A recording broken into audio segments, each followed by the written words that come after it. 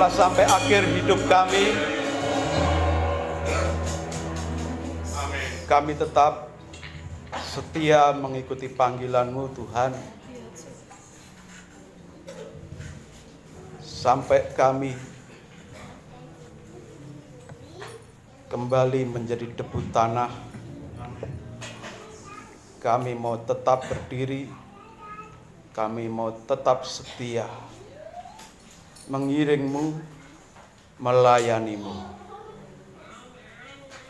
Tuhan, tiba saatnya kami mau mendengarkan sabda-Mu. Berkaryalah melalui sabda-Mu yang akan membentuk kehidupan kami menjadi umat yang semakin hari semakin menyenangkan hati Tuhan, berkenan di hadapan Tuhan. Melalui firman-Mu, hidup kami disucikan, dibenarkan. Melalui firman-Mu, kami diajarkan dan dituntun di dalam jalan-jalan-Mu yang penuh dengan kemenangan menuju kekekalan. Tuhan, kami menyerahkan seluruh umat-Mu yang hadir pada saat ini. Biarlah semuanya boleh fokus untuk menerima dan melakukan firman-Mu. Di dalam nama Tuhan Yesus Kristus, kami siap terima firman-Mu. Haleluya. Amin.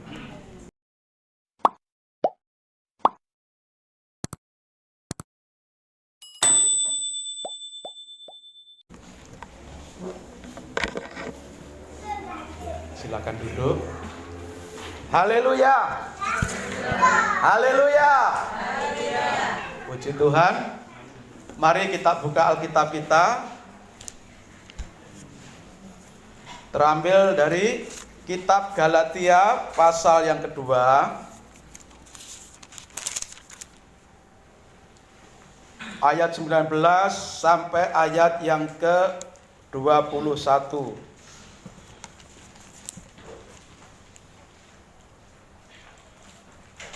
Kitab Galatia pasal 2 ayat 19 sampai 21. Kita akan membaca firman Tuhan ini berbalasan. Galatia 2 mulai ayat 19, demikian firman Tuhan. Sebab aku telah mati oleh hukum Taurat untuk hukum Taurat, supaya aku hidup untuk Allah. Aku telah disalibkan dengan Kristus. 20. Namun aku hidup, tetapi bukan lagi aku sendiri yang hidup, melainkan Kristus yang hidup di dalam aku. Dan hidupku yang dihidupi sekarang di dalam daging adalah hidup oleh iman dalam Anak Allah yang telah mengasihi aku dan menyerahkan dirinya untuk aku. Aku tidak menolak kasih karunia Allah, sebab sekiranya ada kebenaran oleh hukum Taurat, maka sia-sialah kematian Kristus. Amin. Untuk firman Tuhan. Sidang jemaat yang dikasihi Tuhan Yesus Kristus, ya. Tema kita pada pagi ini yaitu hidup baru dalam Kristus. Apa saudara? Hidup baru dalam Kristus. Ya. Kalau kita melihat, mendengar firman Tuhan, ya, di gereja YouTube, saudara, atau mungkin di gereja TikTok, ya, atau di gereja snack, ya, di sana kita akan dapatkan ada yang saling serang, ya, saling membenarkan diri sendiri, ya. Ada yang merasa, ya, perjanjian baru saja cukup, tidak perlu perjanjian lama. Ada yang mengatakan jadi orang Kristen jangan dicampur-campur. Kita harus murni hidup dalam kasih karunia. Lalu ada yang membela diri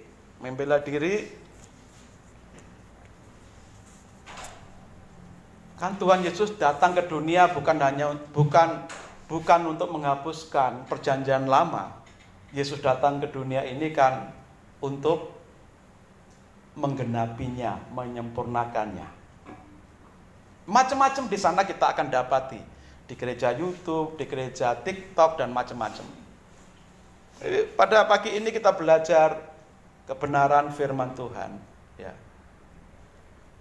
Dengan judul Hidup Baru dalam Kristus. Nah, kita sebagai lembaga gereja di GSCA, dan inilah yang kita percayai. Ya, kalau di gereja TikTok, gereja YouTube kan tidak bisa dipertanggungjawabkan. Ya. Siapa yang menyampaikan, orangnya seperti apa, teologinya, latar belakangnya bagaimana, kita sering tidak tahu, tidak kenal. Nah, tetapi mari kita belajar kebenaran firman Tuhan ini bersama-sama pada pagi ini. Ya, hidup baru di dalam Kristus. Satu kesaksian yang Tuhan pakai untuk memberi pencerahan kepada setiap orang percaya, orang Kristen. Tuhan berkenan memakai Rasul Paulus dari pengalaman hidupnya, dari kesaksian hidupnya, untuk mengajar bagaimanakah seharusnya kita sebagai pengikut Kristus. Apakah betul bahwa perjanjian lama itu tidak berlaku lagi secara total? Ataukah kita harus hidup asal percaya Yesus saja? Sudah, titik. Tidak ada kelanjutannya.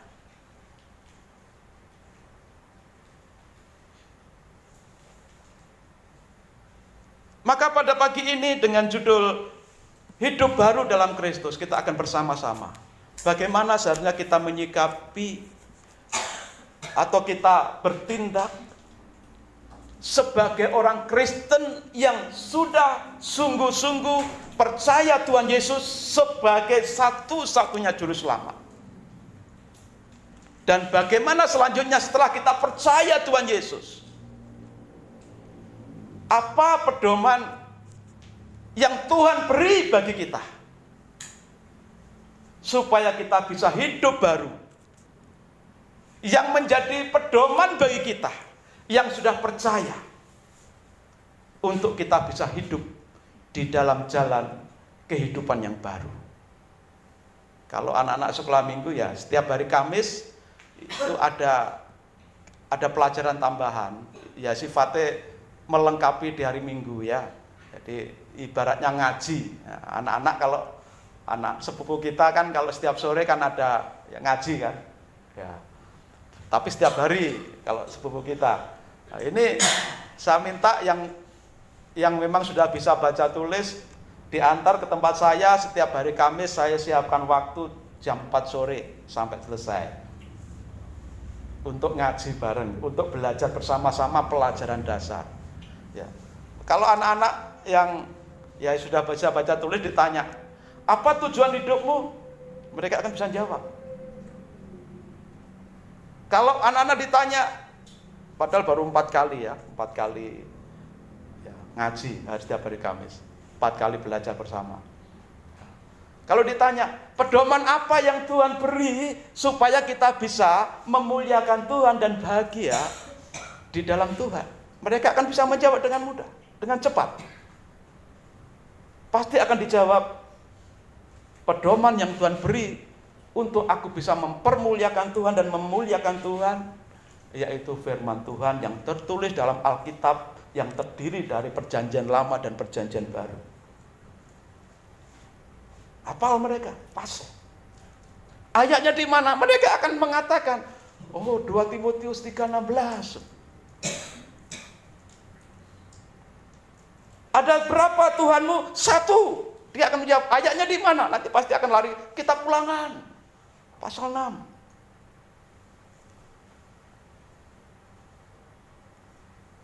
Dalam Allah yang satu itu bagaimana Tuhan menyatakan diri kepada kita orang percaya? Pasti nanti akan dijawab oleh mereka. Tuhan menyatakan diri dalam 3 pribadi. Walaupun mereka masih anak-anak, tapi mereka sudah bisa jawab. Kalau ditanya, Tuhanmu 3 ya? Pasti mereka akan menjawab, tidak, Tuhanku Esa 1. Tapi menyatakan diri dalam 3 pribadi. Anak-anak kita sudah, ya, ayatnya juga sudah tahu di mana. Walaupun baru 1 bulan. Ya, baru 1 bulan. Ini hanya tambahan saja bagi bapak-bapak, ibu-ibu yang anaknya sudah bisa baca tulis, silakan diantar tiap hari Kamis. Ya, ini untuk menambahi saja sekaligus mempersiapkan anak-anak kita ini. Karena saya sendiri sudah 52, ya, yang lain sudah tua-tua ini, ya, sudah antri, ya. Biarlah nanti ada generasi penerusnya yang kecil-kecil ini. Nah, saya tidak tahu siapa nanti yang akan melanjutkan pelayanan di tempat ini. Ya, kembali ke pokok bahasan kita. Ya, hidup baru di dalam Kristus. Nah, kita akan belajar beberapa hal. Ya, orang yang hidup baru dalam Kristus itu seperti apa? Nah, Rasul Paulus dari pengalaman hidupnya Tuhan pakai, dari kesaksian hidupnya Tuhan pakai untuk mengajar kita. Orang yang hidup baru dalam Kristus, yang pertama di dalam ayat 19. Aku telah mati oleh hukum Taurat, untuk hukum Taurat, supaya aku hidup untuk Allah. Aku telah disalibkan dengan Kristus. Ayat 19 bagian B, aku telah disalibkan dengan Kristus. Pertanyaannya, apakah Rasul Paulus pernah disalib? Sampai keluar pernyataan, aku telah disalibkan dengan Kristus. Tidak. Rasul Paulus memang pernah ditangkap, berkali-kali ditangkap, berkali-kali dipukul, disiksa, bahkan diperhadapkan dengan binatang buas. Setiap kali beberapa kali dia menghadapi binatang buas sebagai hukuman. Tetapi Tuhan sanggup melepaskan Rasul Paulus dari berbagai bahaya. Pernah terombang-ambing di atas kapal sekian hari, pernah mengalami karam, pernah tidak makan, tidak minum sekian hari.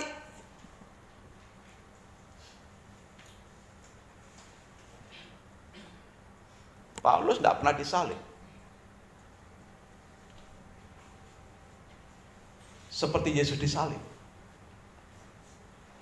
Tetapi Paulus mengalami berbagai penderitaan saat percaya Tuhan Yesus.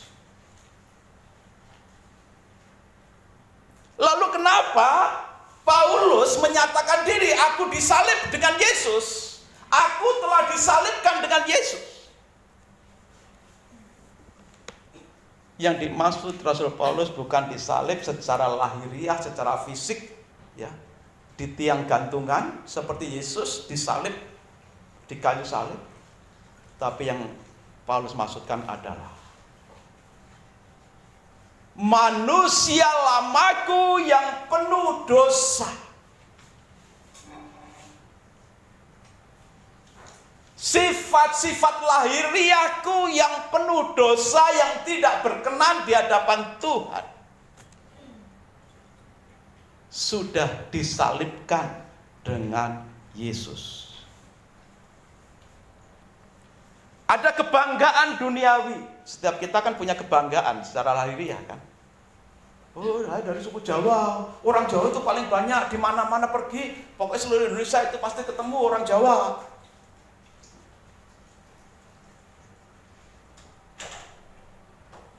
Mungkin ada yang bangga.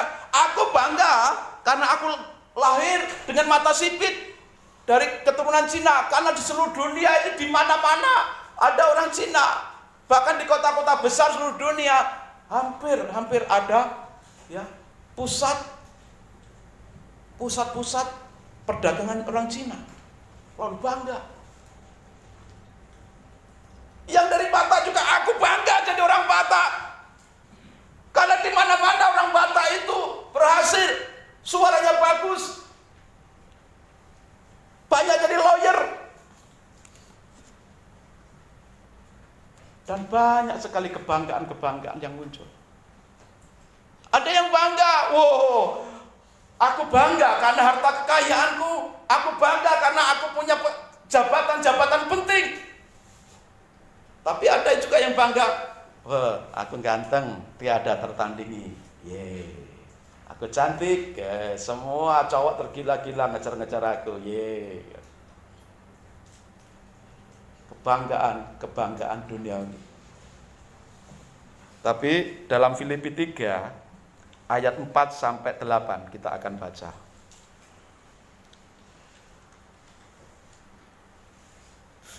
Filipi 3 ayat 4 sampai 8. Sekalipun aku juga ada alasan untuk menaruh percaya pada hal-hal lahiriah. Jika ada orang lain menyangka dapat menaruh percaya pada hal-hal lahiriah, aku lebih lagi. Disunat pada hari ke-8 dari bangsa Israel, dari suku Benyamin, orang Ibrani asli, tentang pendirian terhadap hukum Taurat, aku orang Farisi. Bagian orangnya sangat keras ini Farisi. Tentang kegiatan aku menganiaya jemaat, tentang kebenaran dalam mentaati hukum Taurat, aku tidak bercacat. Ini kebanggaan dulu dari Rasul Paulus. Kebanggaan lahiriah Rasul Paulus yang disaksikan. Disunat pada hari ke-8 sebagai orang Israel dari suku Benyamin, secara melakukan hukum Taurat tidak ada cacatnya. Dia murid yang terbaik, pemuda yang terbaik dalam mengikuti ajaran, mentaati ajaran Taurat. Dia melayani Tuhan dengan luar biasa pada saat itu. Tapi pelayanan secara lahiriah saja. Kebanggaan yang luar biasa karena banyak orang hormat kepada Paulus pada saat itu. Tetapi apa? Setelah dia percaya Tuhan Yesus, ayat 7. Tetapi apa yang dahulu merupakan keuntungan bagiku, sekarang kuanggap rugi karena Kristus. Malahan segala sesuatu kuanggap rugi karena pengenalan akan Yesus Kristus, Tuhanku lebih mulia daripada semuanya. Oleh karena dialah aku telah melepaskan semuanya itu dan menganggapnya sampah, supaya aku memperoleh Kristus. Kebanggaan lahiriah yang sifatnya sementara dan hanya bersifat dosa, penuh dosa, ditanggalkannya, dianggap sampah, dilepaskan semua untuk mengikut Kristus. Itu sebabnya dia menyatakan, aku telah disalibkan dengan Kristus. Bahkan dulu sebelum percaya Yesus dikatakan, dalam hal mentaati hukum Taurat dia tidak bercacat. Artinya apa? Dia bisa melakukan tuntutan-tuntutan hukum Taurat itu dengan sangat baik supaya bisa selamat. Dalam perjanjian lama, hukum Taurat itu menjadi cara supaya yang mentaati hukum Taurat, yang melakukan hukum Taurat bisa selamat. Tapi meskipun Paulus mengatakan dalam mentaati hukum Taurat aku tidak bercacat, tidak bercacat dalam pandangan manusia. Karena firman Tuhan katakan, dan Rasul Paulus sendiri pada akhirnya mengoreksi bahwa tidak ada keselamatan melalui hukum Taurat. Di dalam ayat yang ke-20 tadi, ya, ayat 21 dikatakan,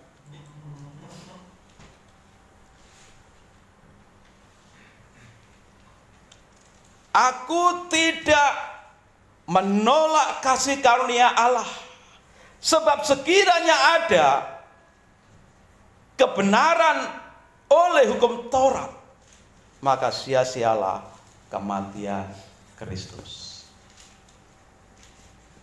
Jadi sehebat-hebatnya Paulus dalam mentaati hukum Taurat, walaupun dikatakan tidak bercacat, itu pun belum bisa menyelamatkan Rasul Paulus. Sebab itu dikatakan dalam ayat 21, sebab sekiranya ada kebenaran oleh hukum Taurat, ada keselamatan oleh hukum Taurat, maka sia-sialah kematian Kristus. Jadi Yesus datang ke dunia ini sampai rela mati di atas kayu salib, itu karena tidak ada hukum yang bisa menyelamatkan manusia, sekalipun itu hukum Taurat.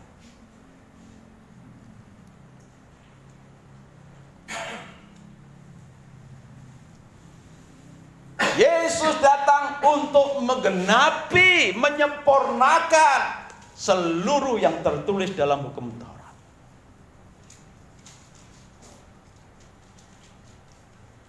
Sehingga ketika kita,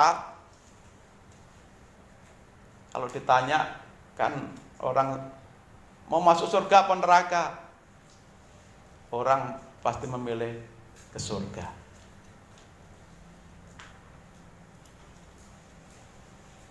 Tapi jalan menuju surga itu tidak ada. Sekalipun itu hukum Taurat, tidak bisa mengantarkan orang sampai ke surga. Itu sebabnya Yesus harus datang dalam dunia sampai mati di atas kayu salib dan bangkit, yang setiap hari Minggu kita rayakan kebangkitan Yesus.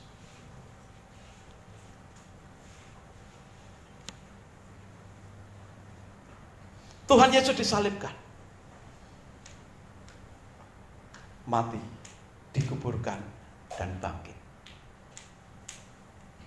Rasul Paulus percaya kepada Yesus dan dia katakan, aku telah disalibkan dengan Kristus.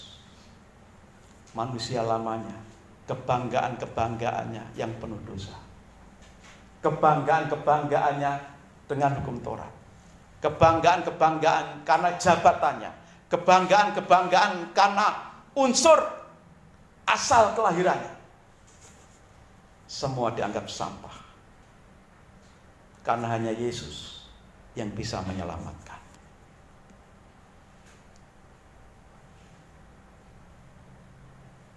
Dan setelah dikatakan aku telah disalibkan dengan Yesus, berarti Paulus juga mati. Ya, mati toh. Yang mati apanya? Pada saat menulis ayat ini, Paulus masih hidup. Yang mati apanya? Yesus disalibkan, mati. Yang mati itu adalah manusia lamanya yang penuh dosa, kebanggaan-kebanggaan lahiriah. Itu sebabnya kebanggaan-kebanggaan lahiriah kita seringkali hanya menyeret, menjebak kita, menjerat kita ke dalam dosa. Sebab itu kebanggaan apapun yang kita punya, karena punya mobil, karena punya harta melimpah, karena punya tabungan yang banyak di banyak bank, karena punya deposito di banyak bank, karena mungkin punya simpanan emas sekian kilo, sekian kintal. Kalau kita membanggakan itu, pada akhirnya itu sampah. Tidak akan pernah bisa menyelamatkan kita. Dan Rasul Paulus menyatakan diri seperti itu. Harus mati. Kadang-kadang kita susah mati. Artinya apa? Susah melepaskan diri dari ikatan-ikatan kedagingan kita. Kita seringkali susah melepaskan itu. Tetapi kunci untuk kita bisa mengalami hidup baru memang harus disalibkan bersama Yesus, mati dengan Yesus. Bukan berarti kita disalibkan, seperti Paulus juga tidak disalibkan kok. Tapi yang disalibkan adalah manusia lama kita ini loh, yang seringkali membawa menyeret kita di dalam dosa-dosa. Kedagingan kita ini. Aku telah disalibkan dengan Yesus.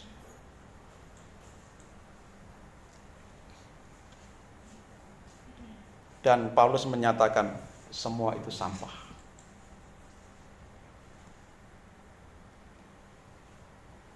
Kalau kita masih bangga dengan hal-hal duniawi, pada satu saat titik tertentu kita akan sadar bahwa hal-hal duniawi yang kita miliki, yang kita punya itu tidak akan pernah bisa menolong kita, menyelamatkan kita. Nah, kunci kita bisa hidup baru, disalibkan, mati bersama Yesus, supaya kita bisa hidup dengan Yesus di dalam kehidupan baru, sifat yang baru, manusia yang baru.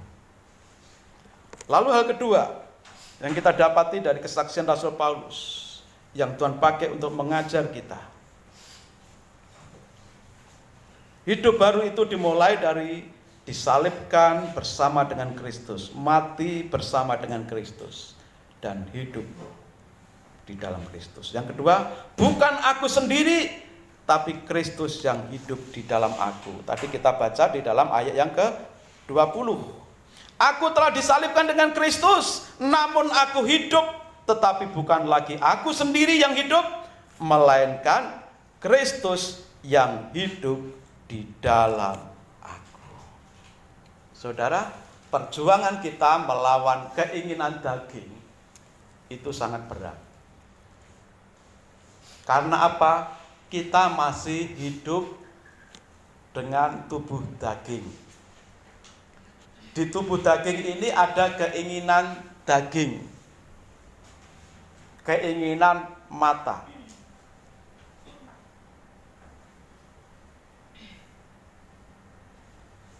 Keinginan daging karena kita masih hidup dalam daging. Sejak kita percaya kan tidak langsung diangkat ke surga oleh Tuhan kan. Sejak kita percaya Tuhan Yesus, Tuhan izinkan kita tetap di bumi.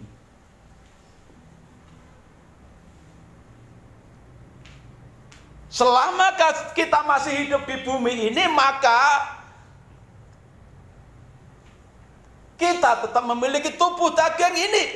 Dan tubuh daging ini masih punya keinginan daging.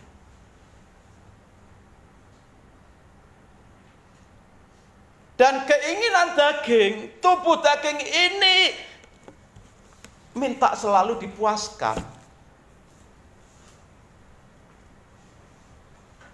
Dengan makanan-makanan yang membuat daging ini supaya tetap terpelihara, bisa hidup. Tetapi persoalannya, ketika kita menuruti keinginan daging melebihi yang seharusnya, ini yang seringkali membawa menyeret kita dalam dosa. Daging kita butuh makan. Tapi ketika kita makan melebihi porsi yang kita butuhkan, itu jadi sehat apa jadi sakit? Melebihi porsi. Secara jumlah porsinya. Biasanya porsinya makan satu piring sudah kenyang, tapi wah mumpung enak ini 2 piring atau 3 piring. Itu dalam hitungan jumlah.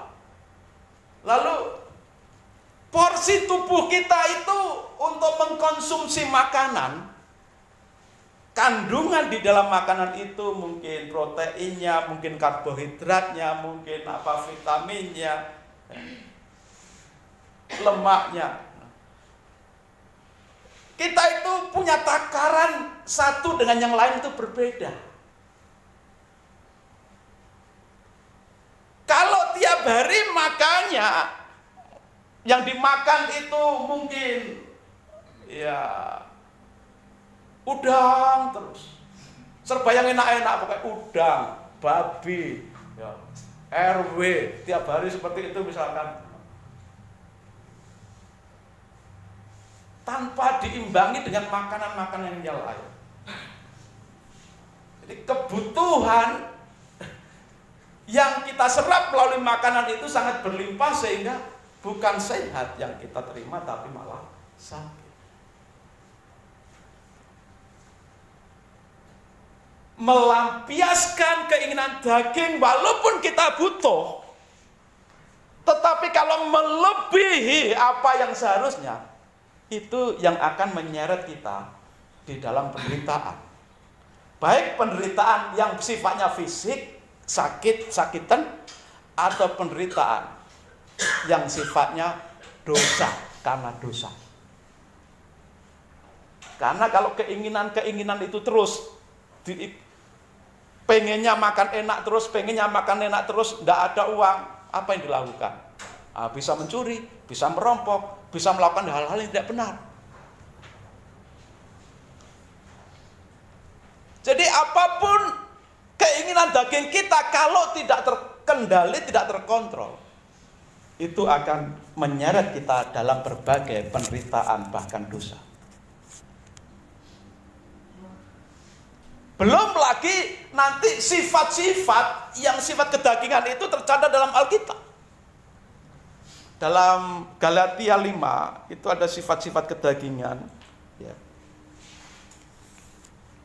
Galatia pasal 5.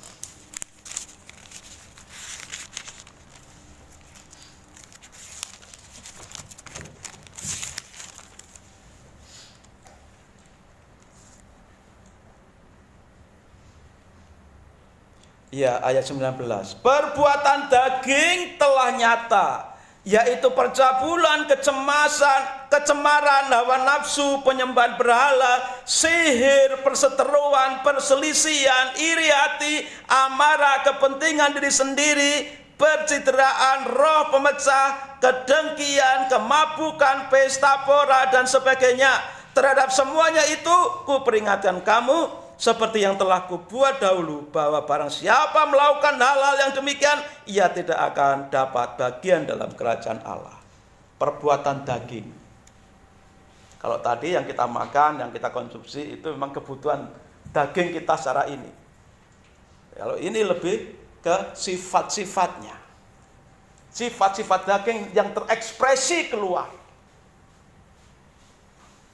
Tadi ada percabulan, hati-hati. Di HP kita setiap saat muncul, walaupun yang kita tonton sebenarnya Facebook kita, akun kita sendiri, tiba-tiba muncul kadang-kadang di reelnya itu, atau di muncul itu video-video singkat ya tentang percabulan. Hati-hati. Kalau di YouTube sudah ada filternya, yang tidak ada filternya ini, yang di Facebook atau di lain, di TikTok atau di belum ada filternya sepertinya. Sehingga dengan begitu saja seringkali muncul. Dengan tiba-tiba. Anak-anak muda, orang-orang tua, semua yang pegang HP, hati-hati. Percabulan. Seringkali kita dipameri dari apa yang kita lihat. Karena apa? Keinginan mata.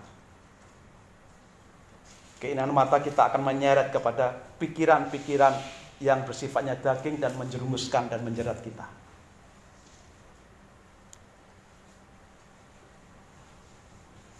Apalagi sekarang aja, kalau kita biasa ngumpul-ngumpul dengan teman-teman, ada minuman misalkan, ditawari, panas apa dingin? Kita bertamu, panas apa dingin? Ya, dingin. Oh ya, Adik, kalau saya panas biasanya, teh hangat tawar atau kopi hangat kan. Aku dingin, apa? Jus apa? Mangga, apel, apokat. Siapa lagi? Siapa yang dingin? Tiba-tiba minta minuman, ya. 1 gelas kecil saja, 1 botol kecil tanggung, yang warnanya putih. Biasanya ditaruh di botol aqua tanggung. Apa itu saudara?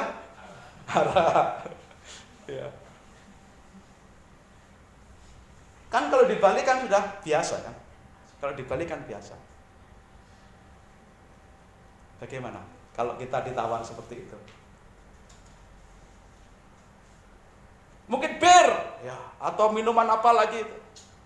Walaupun bir itu ya kecil, ini bukan masalah boleh tidak boleh, tapi coba kita tes aja. Dan bir itu memang lebih mahal harganya dari sama-sama 1 botolnya.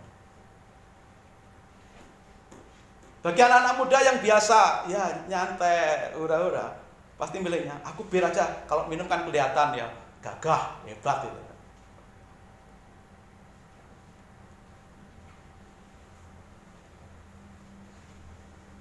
Rasul Paulus katakan, aku sudah disalibkan dengan Yesus. Dan sekarang aku hidup di dalam daging ini. Walaupun aku tetap hidup dalam daging, yang daging ini kebutuhannya harus kupenuhi, maka aku tidak mau memenuhi kebutuhan daging ini sampai melebihi batas, sehingga aku terseret olehnya dalam berbagai kesulitan dan penderitaan. Terlebih lagi aku tidak mau tertarik sekalipun dengan hal-hal yang bersifat kedagingan yang disebutkan dalam tadi Galatia 5 kan, yang itu juga yang menuliskan Rasul Paulus juga. Tuhan izinkan melalui pengalaman hidupnya. Apa yang selalu menarik kita itu terlihat sebenarnya siapa kita. Walaupun saya pernah hidup di Jepang 3 tahun, dan kalau itu kehormatan kalau kita diberi, apalagi tahun baru, kita diberi makampai itu namanya, sake oleh bos kita, dan kita memberi ke bos, itu satu kehormatan. Saya selalu katakan tidak. Saya minta cola aku seberi.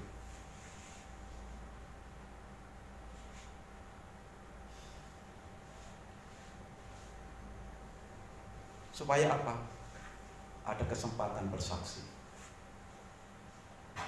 Bukan masalah halal atau haramnya, tapi supaya aku bisa menjadi saksi. Dan supaya aku tidak terbiasa, walaupun bergaul dengan orang sana yang biasa minum-minum seperti itu. Tidak. Bahkan ketika ditawari pun gratis di sini pun tidak. Kalau boleh minta uangnya saja, kan gitu. Kan lumayan 1 botol kan 30.000 kan. Ya kan? Tetapi hidup yang kuhidupi sekarang ini, kata Rasul Paulus, di dalam daging adalah siapa? Kristus yang hidup di dalam aku. Tuhan izinkan kita tetap hidup di dalam tubuh daging kita dengan segala kebutuhan daging. Kita masih perlu baju, kita masih perlu makanan, kita masih perlu alat transportasi. Tapi kalau kita ingin mencapai kebutuhan daging ini melebihi batas kemampuan, melebihi batas apa yang kita punya dan kita miliki untuk mendapatkannya, kita akan masuk dalam berbagai kesulitan, penderitaan, bahkan dosa suatu saat. Dan ekspresinya nanti akan muncul keluar. Perbuatan daging telah nyata, percabulan terus tadi, sampai perselisihan, sampai percederaan, iri, dengki, dan sebagainya.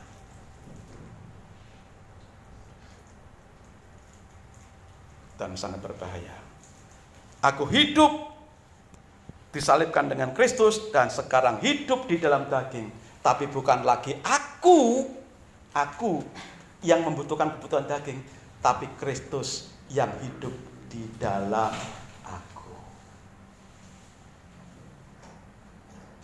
Aku masih hidup dalam daging. Tapi bukan aku dikontrol oleh kedaginganku sendiri, tetapi aku dituntun, dipimpin oleh Kristus. Melalui apa? Firman Tuhan.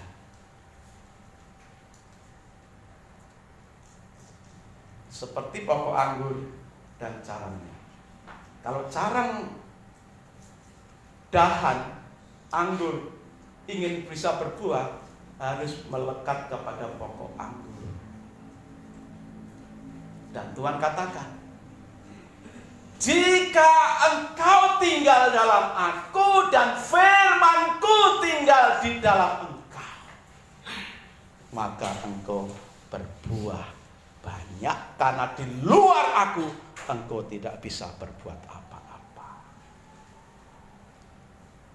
Setelah kita percaya kepada Tuhan Yesus, kita diselamatkan, maka kita harus hidup dengan pola hidup baru, yaitu firman Tuhan yang hidup, memimpin, membimbing,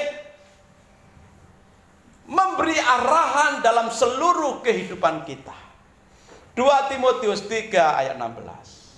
Segala tulisan yang diilhamkan Allah itu bermanfaat untuk mengajar, untuk menyatakan kesalahan, untuk memperbaiki kelakuan, untuk mendidik orang hidup dalam kebenaran. Kalau firman Yesus, firman Tuhan tinggal dalam diri kita, lalu kita berkata-kata, kita bersikap, kita bertindak, kita bekerja sesuai dengan firman Tuhan, maka engkau akan berbuah banyak, maka engkau akan berhasil. Jangan lupa engkau memperkatakan Taurat itu siang dan malam, firman Tuhan siang dan malam. Tetapi renungkanlah itu siang dan malam, supaya engkau bertindak hati-hati sesuai yang tertulis di dalam firman Tuhan itu, supaya kehidupanmu, perjalananmu berhasil dan beruntung. Kita bisa berhasil beruntung kalau kita memperkatakan, merenungkan, melakukan seperti yang tertulis.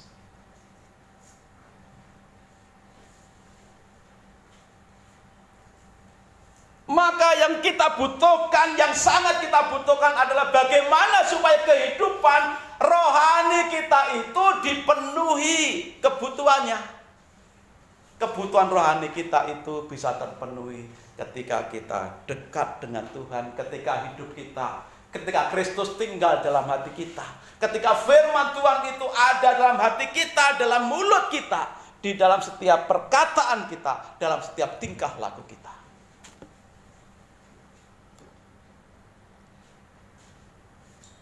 Setelah kita disalibkan dengan Yesus, mati dengan Yesus,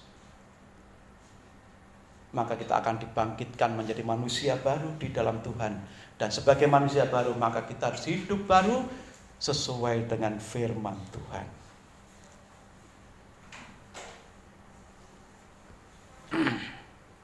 Satu Yohanes pasal 2 ayat 16 dan 17.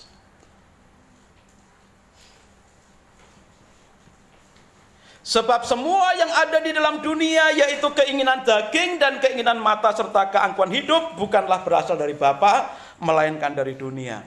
Dan dunia ini sedang lenyap dengan keinginannya, tetapi orang yang melakukan kehendak Allah akan hidup selama-lamanya.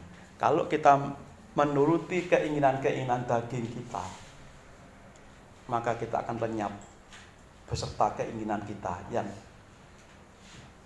akan membawa kita kepada kehancuran. Tetapi ketika kita melakukan kehendak Allah, karena Kristus ada dalam diri kita, karena firman-Nya ada dalam hidup kita, maka dikatakan akan tetap hidup selama-lamanya. Roma pasal 5, kitab Roma pasal 5, pasal 8 ayat 5. Kitab Roma pasal 8 ayat 5. Sebab mereka yang hidup menurut daging memikirkan hal-hal yang dari daging.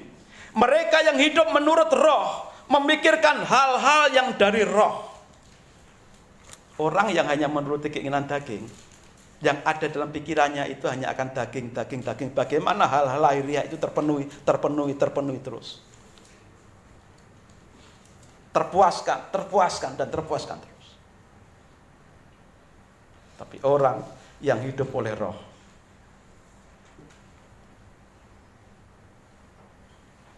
dia akan memikirkan hal-hal yang sifatnya rohani. Ayat 6, karena keinginan daging adalah maut, tetapi keinginan roh adalah hidup dan damai sejahtera. Kalau kita hanya memburu keinginan daging, kepuasan keinginan daging, hati-hati, maut sudah di hadapan kita. Tetapi kalau kita selalu ikut pimpinan roh, dikatakan keinginan roh adalah hidup yang sejati dan penuh dengan damai sejahtera. Ayat 7. Sebab keinginan daging adalah perseteruan dengan Allah, terhadap Allah, karena ia tidak takluk kepada hukum Allah. Hal ini memang tidak mungkin baginya. Ayat 8. Mereka yang hidup dalam daging tidak mungkin berkenan kepada Allah. Orang yang hanya memuaskan keinginan daging tidak mungkin bisa berkenan di hadapan Tuhan. Tetapi kamu tidak hidup dalam daging, melainkan dalam roh. Jika memang roh Allah diam di dalam kamu, tetapi jika orang tidak memiliki roh Kristus, ia bukan milik Kristus. Jadi jelas, kalau Rasul Paulus nyatakan, ya, aku hidup dalam daging, tapi bukan aku yang hidup, tetapi Kristus yang hidup di dalam aku. Dan hidup yang sekarang ini, kata Rasul Paulus, karena dia menuruti pimpinan roh Kristus, bukan menuruti keinginan daging. Karena keinginan daging sudah disalibkan dengan Kristus. Bagaimana dengan kita? Kita butuh makan, ya sewajarnya. Kita butuh pakaian, ya secukupnya saja. Sewajarnya saja. Kita butuh uang, ya secukupnya saja. Tapi ketika kita mengejar terus untuk memuaskan kedagingan kita, maut sudah di hadapan kita. Tapi kalau kita menurut roh, mengikuti roh Kristus yang diam dalam diri kita, maka damai sejahtera itu akan tinggal dalam diri kita. 1 Korintus 4 ayat 17. 1 Korintus 4 ayat 17. Justru itulah sebabnya aku mengirimkan kepadamu Timotius, yang adalah anakku yang kekasih dan yang setia dalam Tuhan. Ia akan memperingatkan kamu akan hidup yang kuturuti dalam Kristus Yesus, seperti yang kuajarkan di mana-mana dalam setiap jemaat. Ayat di atasnya ada kata dituliskan, ikutlah teladanku seperti aku mengikuti teladan Kristus. Lalu ayat 17 ini menjelaskan kepada jemaat di Korintus, aku sudah mengirimkan Timotius, muridku, anak rohaniku, untuk mengajarkan kepadamu, menjelaskan kepadamu bagaimana aku hidup menuruti Kristus. Gitu. Nah, sekarang ikutilah teladanku untuk mengikuti Kristus. Bukan mengikuti kedagingan, keinginan daging. Karena di kota Korintus itu penuh dengan berbagai-bagai tempat maksiat dan berbagai penyembahan berhala.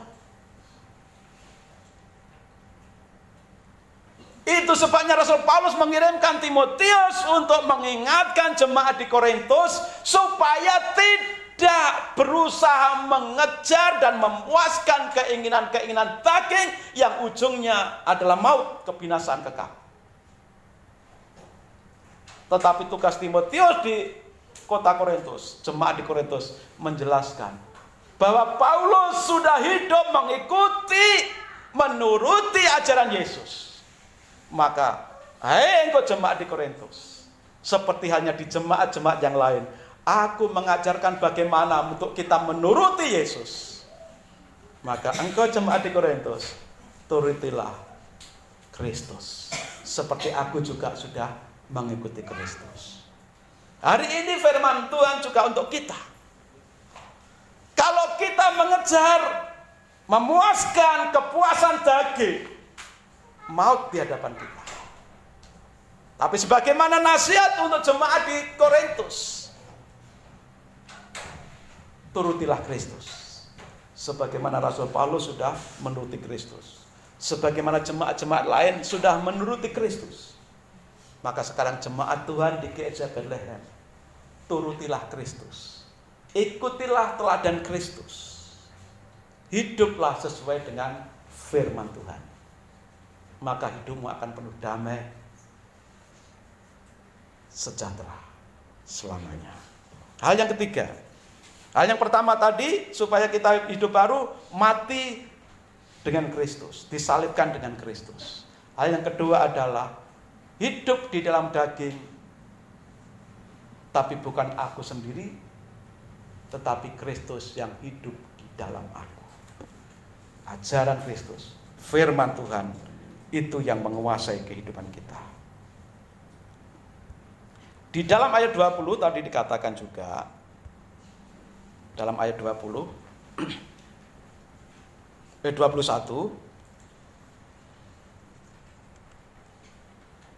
maaf ayat 20 ya. Ya, 20. Dan hidupku yang kuhidupi sekarang di dalam daging adalah hidup oleh iman dalam Anak Allah yang telah mengasihi aku dan yang telah memberikan dirinya. Yang telah mengasihi aku dan dirinya untuk aku.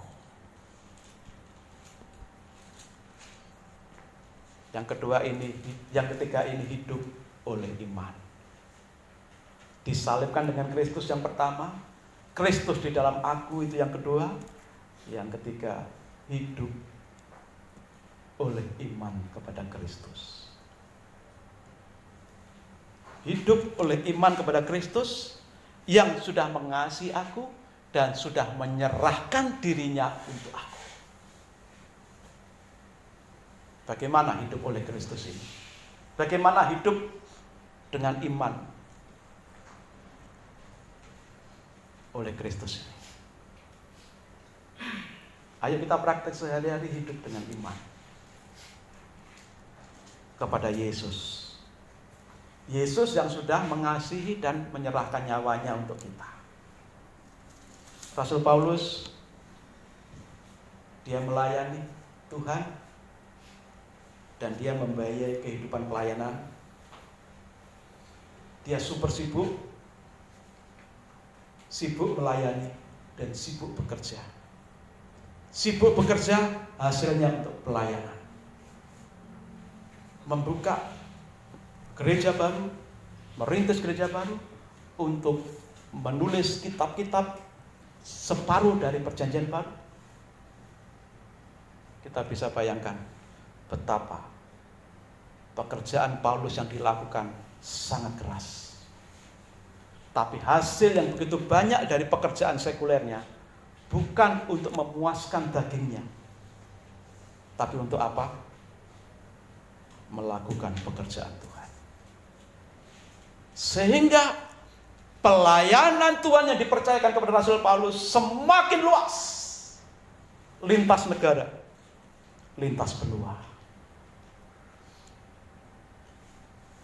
Sangat banyak jemaat yang didirikan oleh Paulus dalam misi 1, 2, 3 sampai misi perjalanan penginjilan yang keempat.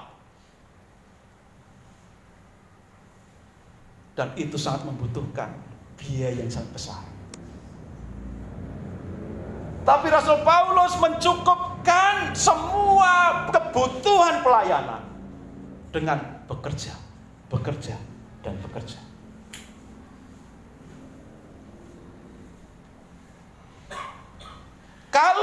ini kita membaca dalam Galatia 2 ayat yang ke-20 ini. Hidup oleh iman kepada Kristus yang sudah mengasihi dan menyerahkan dirinya untuk kita. Karena Rasul Paulus sudah praktek. Bagaimana orang hidup dalam iman itu? Hidup dalam iman, menyerahkan seluruh kebutuhan hidup kita kepada Kristus, mengandalkan Kristus, percaya bahwa melalui Yesus, percaya kepada Yesus. Kalau Yesus sudah memberikan nyawanya, mengasihi kita, apakah Tuhan tidak akan memberkati kita hanya untuk kita makan, minum, pakai, dan kebutuhan sehari-hari kita?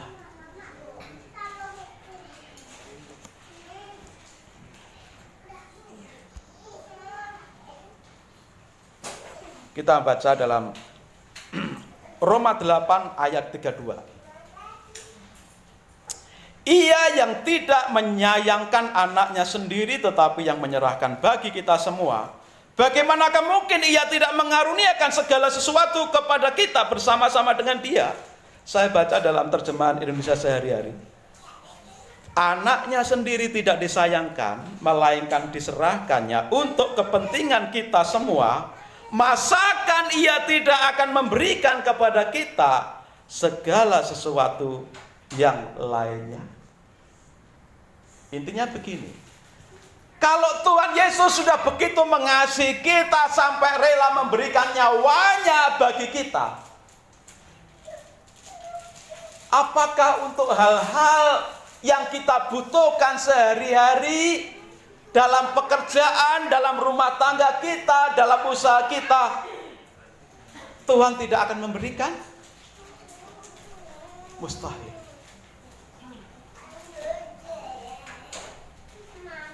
Inilah hidup dengan iman. Kita bekerja dengan keras, dengan segala kejujuran, dengan segala kesungguhan. Belum tentu kita akan mendapatkan banyak kalau Tuhan tidak memberkati kita. Kita mau buka usaha, walaupun kualitas produksi kita bagus, walaupun kita mampu memasarkan dengan hebat, tapi yang berkuasa mendatangkan customer itu Tuhan. Sebab itu firman Tuhan katakan untuk para pekerja, bekerjalah seperti untuk Tuhan. Inilah bekerja dengan iman.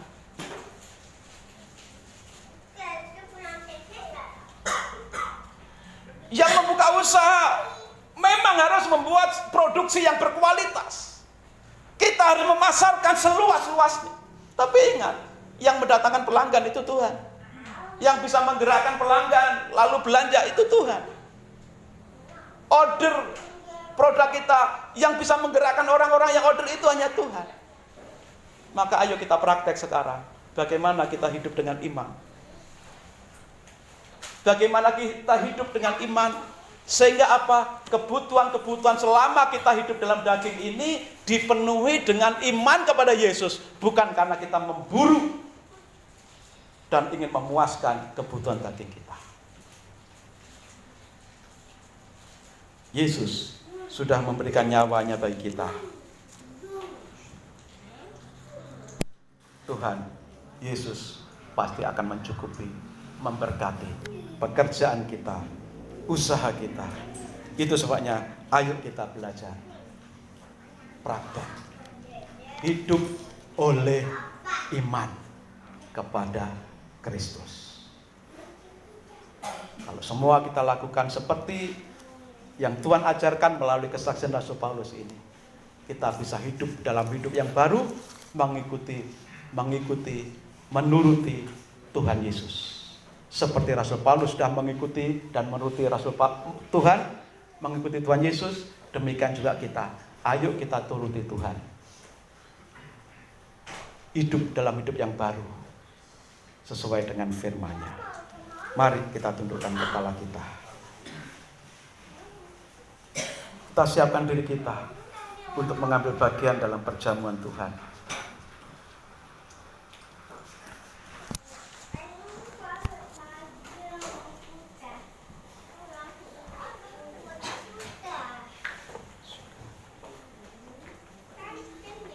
Firman Tuhan katakan dalam 1 Yohanes 1 ayat 9.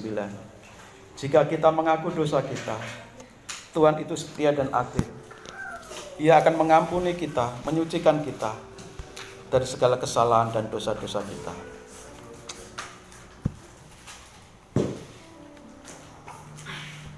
Itu sebabnya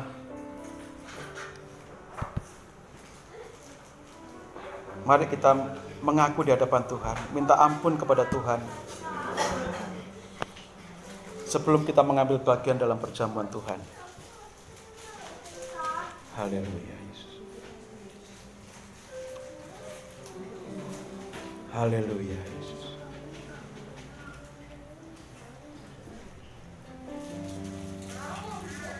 Siapkan diri kita untuk menerima perjamuan Tuhan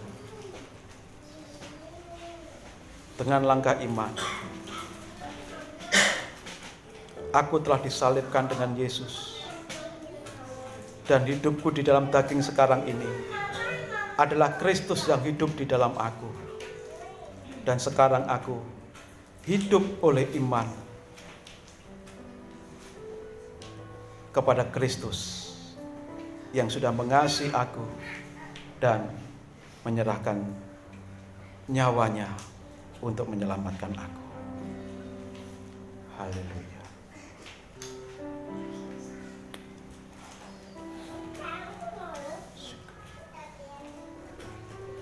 Ampuni kami umat-Mu Tuhan. Seringkali kami hanya demi memuaskan daging, kebutuhan daging, kami melupakan Engkau. Hanya untuk memuaskan kebutuhan, kami melupakan Engkau, meninggalkan Engkau. Tapi ketika kami mau maju di dalam Engkau, hidup dalam hidup yang baru, kami percaya pada akhirnya Engkau akan mencukupkan segala kebutuhan hidup kami. Kalau Engkau sudah mengasihi dan menyerahkan nyawa bagi kami, ajari kami untuk mempercayai Engkau, bahwa Engkau sanggup juga untuk memelihara kehidupan kami, membuat pekerjaan dan usaha kami berhasil dan beruntung.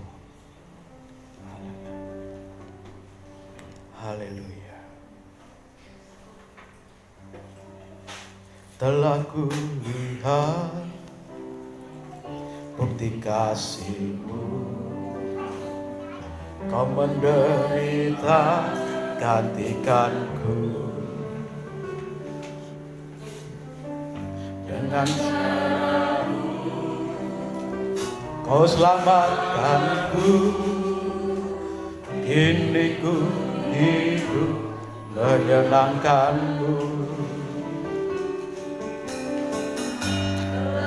Lihat bukti kasih-Mu, Kau menderita gantikanku. Dengan darah-Mu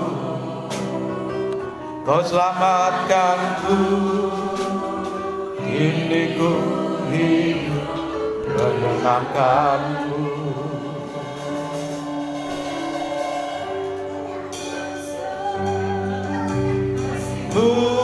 Bapa, pengorbanan yang Kau berikan bagiku, lumahan darah-Mu Yesus tercurah untuk menebus hidupku. Telah kulihat melihat bukti kasih-Mu. Saya mohon Pak Agus, Pak Nurdi maju ke depan.